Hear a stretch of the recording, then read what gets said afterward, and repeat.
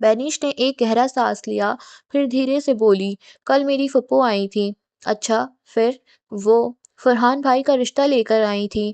حبیہ کی آنکھیں حیرت سے پھیل گئیں۔ کیا سچ؟ پھر آنٹی اور انکل نے کیا کہا؟ بینیش نے بے بسی سے کندھے اچکائے۔ ابھی تو کچھ بھی طے نہیں ہوا۔ امی نے صاف کہا ہے کہ پہلے میری پڑھائی مکمل ہوگی، اس کے بعد ہی کوئی فیصلہ کریں گے۔ حبیہ نے اطمینان کا سانس لیا، اور یہی صحیح ہے۔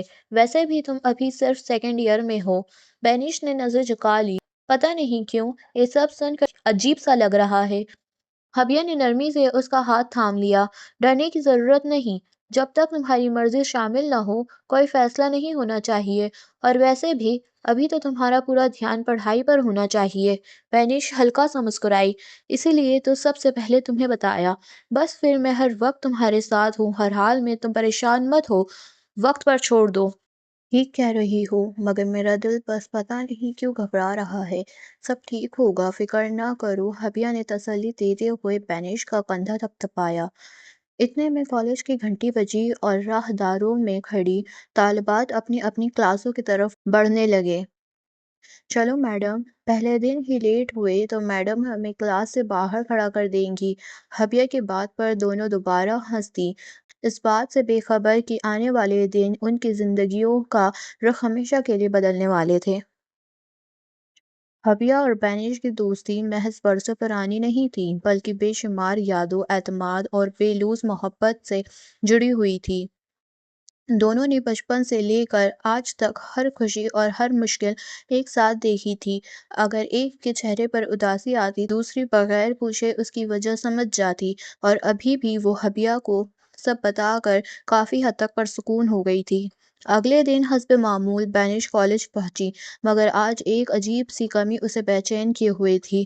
وہ بار بار کلاس کے دروازے کی طرف دیکھتی، جیسے اگلے ہی لمحے حبیہ مسکراتی ہوئی اندر داخل ہو جائے گی، لیکن وقت گزرتا گیا اور حبیہ نہ آئی۔ بینیش کا دل بجھ سا گیا۔ پورا دن جیسے بے رنگ محسوس ہونے لگا۔ حبیہ کے علاوہ اس کی کلاس میں کسی سے خاص بات چیت نہیں تھی، اس لیے آج وہ خود کو بے حد تنہا محسوس کر رہی تھی۔ لیکچر شروع ہوا تو سر پوری توجہ سے مضمون سمجھا رہے تھے، مگر بینیش کا ذہن کہیں اور بھٹک رہا تھا۔ سبق اس کے سمجھ میں ہی نہیں آ رہا تھا۔ اسی دوران اس کی نظر سامنے بیٹھی ایک لڑکی پر پڑی۔ گندمی رنگت، چہرے پر معصوم سی مسکراہٹ اور آنکھوں میں عجیب سی سنجیدگی۔ وہ وجیہہ بطول تھی۔ کلاس میں وہ اپنی ذہانت، شائستگی اور خوش اخلاقی کی وجہ سے پہچانی جاتی تھی۔ کچھ لمحے ہچکچانے کے بعد بینیش اس کے پاس گئی۔ اگر آپ برا نہ مانیں تو کیا یہ سوال مجھے سمجھا دیں گی؟ مجھے بالکل سمجھ نہیں آ رہا۔ وجیہہ نے مسکرا کر کتاب اپنی طرف کھینچی۔ ضرور، آؤ میں سمجھاتی ہوں۔ اس کا لہجہ اتنا نرم اور اپنائیت بھرا تھا کہ بینیش کی جھجک لمحوں میں ختم ہو گئی۔ وجیہہ نے نہایت آسان انداز میں پورا سوال سمجھایا، یہاں تک کہ بینیش کے سارے ابہام دور ہو گئے۔ بہت شکریہ، بینیش نے مسکراتے ہوئے کہا۔ ویسے آپ کا نام کیا ہے؟ وجیہہ بطول، اس نے ہلکی سی مسکراہٹ کے ساتھ جواب دیا، لیکن سب مجھے جیا کہتے ہیں۔ جیا، بینیش نے نام دہرایا۔ بہت پیارا نام ہے۔ شکریہ۔ وجیہہ کے لبوں پر مسکراہٹ مزید گہری ہو گئی۔ چند لمحوں کی گفتگو کے بعد بینیش نے ہمت کرتے ہوئے کہا، اگر آپ کو برا نہ لگے تو کیا ہم دوست بن سکتے ہیں؟ وجیہہ نے بنا کسی توقف کے مسکراتے ہوئے اپنا ہاتھ اس کی طرف بڑھا دیا۔ کیوں نہیں، مجھے بھی اچھے دوست پسند ہے۔ بینیش نے بھی مسکراتے ہوئے اس کا ہاتھ تھام لیا۔ لیکچر ختم ہوتے ہی سر کلاس سے باہر چلے گئے۔ طلباء بھی آہستہ آہستہ اپنی نشستوں سے اٹھنے لگے۔ بینیش نے اپنی کتابیں سمیٹی ہی تھیں کہ وجیہہ نے مسکراتے ہوئے اس کی طرف دیکھا۔ اب سوال تو سمجھ آ گیا نا؟ بینیش کے چہرے پر ہلکی سی مسکراہٹ آ گئی۔ جی، اگر آپ نہ سمجھاتی تو شاید آج بھی مجھے کچھ سمجھ نہ آتا۔ اتنی بھی مشکل بات نہیں تھی، بس کسی نے آسان انداز میں سمجھانے کی ضرورت تھی، وجیہہ نے نرمی سے کہا۔ بینیش اس کی خوش اخلاقی سے بے حد متاثر ہوئی۔ آپ واقعی بہت اچھا سمجھاتی ہیں۔ شکریہ، وجیہہ نے مسکراتے ہوئے جواب دیا۔ چند لمحے خاموشی رہی، پھر وجیہہ نے بات کا آغاز کیا۔ ویسے آپ کا نام بہت پیارا ہے۔ شکریہ، میرا نام بینیش ہے، اور اب تو ہم دوست بھی بن گئے ہیں۔ وجیہہ کی بات پر بینیش بے اختیار مسکرا دی۔ جی بالکل، دونوں کلاس سے باہر نکلی اور راہداری میں آہستہ آہستہ چلتے ہوئے عام سے باتیں کرنے لگی۔ کبھی پڑھائی کا ذکر ہوتا، کبھی کالج کا، اور کبھی اساتذہ کا۔ مختصر سی گفتگو میں ہی بینش کو محسوس ہوا کہ وجیہہ نہ صرف ذہین بلکہ نہایت مخلص اور خوش اخلاق لڑکی ہے۔ کالج کے مرکزی دروازے پر پہنچ کر دونوں رک گئیں۔ اچھا بینش، پھر کل ملاقات ہوگی انشاءاللہ۔ اللہ حافظ۔ اللہ حافظ۔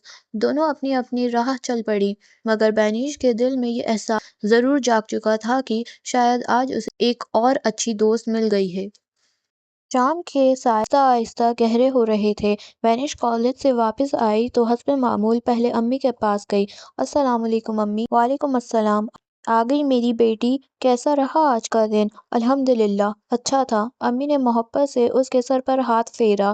جاؤ پہلے کپڑے بدل لو، پھر آ کر میرے ساتھ کچن میں ذرا ہاتھ بٹا دینا۔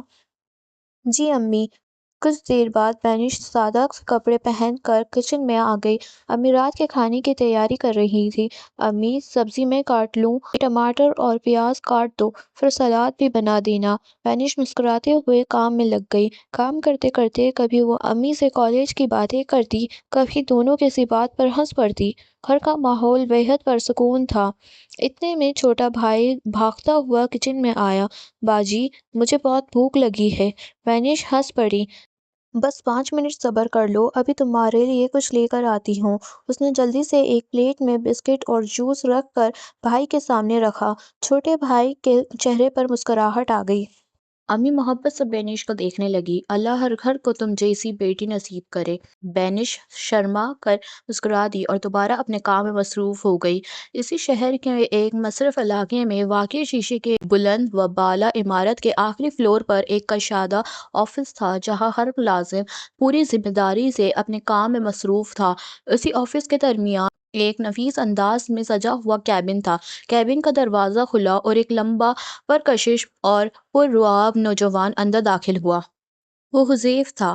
گوری رنگت، گھنے سیاہ بال، ہلکی سی داڑھی اور تراشی ہوئی مونچھیں اس کی شخصیت کو مزید پرکشش بنا رہی تھیں۔ آسمانی رنگ کی فل سلیوز شرٹ کے بازو ہمیشہ کی طرح کہنیوں تک مڑے ہوئے تھے، جبکہ سیاہ جوتے، پینٹ اور کلائی پر بندھی سادہ مگر قیمتی گھڑی اس کی سادگی میں بھی وقار کا اضافہ کر رہی تھی۔ اس کی شخصیت میں ایک عجیب سا رعب تھا، مگر آنکھوں میں سختی کے بجائے ٹھہراؤ اور وقار جھلکتا تھا۔ جو ہی وہ اندر آیا، آفس میں موجود تمام ملازمین احتراماً کھڑے ہو گئے۔ السلام علیکم سر۔ وعلیکم السلام۔ حذیف نے مختصر مگر پروقار انداز میں جواب دیا اور سب کو دوبارہ کام پر لگنے کا اشارہ کیا۔ وہ سیدھا اپنے کیبن میں گیا، لیپ ٹاپ کھولا اور فائلیں دیکھنے لگا۔ چند لمحوں بعد اس کا اسسٹنٹ دروازہ کھٹکھٹا کر اندر آیا۔ سر، آج 3 میٹنگز ہیں۔ پہلی میٹنگ 15 منٹ بعد شروع ہوگی۔ حذیف نے فائل پر نظر جمائے ہوئے ہی جواب دیا۔ تمام رپورٹس مکمل ہونی چاہیے۔ مجھے کام میں کسی قسم کی لاپرواہی پسند نہیں۔ جی سر، سب تیار ہے۔ اسسٹنٹ کے جانے کے بعد حذیف اپنی کرسی سے اٹھا اور شیشے کی دیوار کے سامنے جا کھڑا ہوا۔ نیچے شہر کی مصروف سڑکیں اپنی رفتار سے چل رہی تھیں، مگر اس کی نظریں کہیں دور کسی گہری سوچ میں گم تھیں۔ کالج کی چھٹی ہو چکی تھی۔ بینش اور حبیہ گیٹ کی طرف بڑھ رہی تھی کہ اچانک بینش کے قدم رک گئے۔ اس کے چہرے پر گھبراہٹ ابھر آئی۔ ارے فرحان بھائی! وہ بے اختیار دھیمی آواز میں بولی۔ حبیہ نے چونک کر سامنے دیکھا۔ گیٹ کے قریب ایک نوجوان پر اعتماد انداز میں کھڑا تھا۔ لمبا قد، گندمی رنگت سیاہ شرٹ، نیلی جینز، کلائی پر گھڑی اور چہرے پر ہلکی سی مسکراہٹ کی رعبدار شخصیت پہلی ہی نظر میں توجہ اپنی جانب کھینچ رہی تھی۔ حبیہ نے آہستہ سے پوچھا، تم جانتی ہو انہیں؟ بینش نے اس بات میں سر ہلایا۔ ہاں، یہ فرحان بھائی ہے، میری پھپھو کے بیٹے، اور انہی سے میرا رشتہ طے ہو چکا ہے۔ حبیہ نے حیرت سے دوبارہ فرحان کی طرف دیکھا۔ پھر شرارتی انداز میں بینش کو کہنی مارتے ہوئے بولی، ماشاء اللہ ہینڈسم ہے، پھر تم اتنی گھبرا کیوں رہی ہو؟ بینش نے ہلکی سی مسکراہٹ کے ساتھ نظریں جھکا لی۔ بس۔ حبیہ مسکرا دی، جبکہ فرحان آہستہ آہستہ ان دونوں کی طرف بڑھنے لگا۔ فرحان آہستہ آہستہ چلتا ہوا ان دونوں کے قریب آ گیا۔ السلام علیکم بینش، کیسی ہو؟ اچانک سامنے پا کر بینش جیسے ایک لمحے کو سہم گئی۔ اس کے ہاتھ بے اختیار ایک دوسرے میں الجھ گئے۔ جی ٹھیک ہوں، اس نے گھبراتے ہوئے بمشکل جواب دیا۔ فرحان نے ہلکی سی مسکراہٹ کے ساتھ اسے دیکھا، جبکہ ایک طرف کھڑی حبیہ یہ منظر خاموشی سے دیکھ کر مسکرا رہی تھی۔ چند لمحوں بعد حبیہ نے شرارتی انداز میں کہا، ارے بینش، جیجا جی سے میرا تعارف تو کرواؤ۔ بینش نے فوراً اسے گھور کر دیکھا، جیسے خاموش رہنے کا اشارہ دے رہی ہو، پھر گھبراہٹ میں فرحان کی طرف رخ کیا۔ وہ یہ میری بیسٹ فرینڈ ہے، حبیہ۔ فرحان نے حبیہ کی طرف دیکھ کر مسکراتے ہوئے کہا۔ السلام علیکم۔ وعلیکم السلام، حبیہ نے بھی مسکرا کر جواب دیا۔ واہ، ماشاء اللہ، اللہ آپ دونوں کی دوستی ہمیشہ سلامت رکھے۔ آمین، حبیہ نے مسکراتے ہوئے کہا۔ پھر فرحان نے دوبارہ بینش کی طرف دیکھا۔ اصل میں مجھے یہاں کے پرنسپل سے ایک کام تھا۔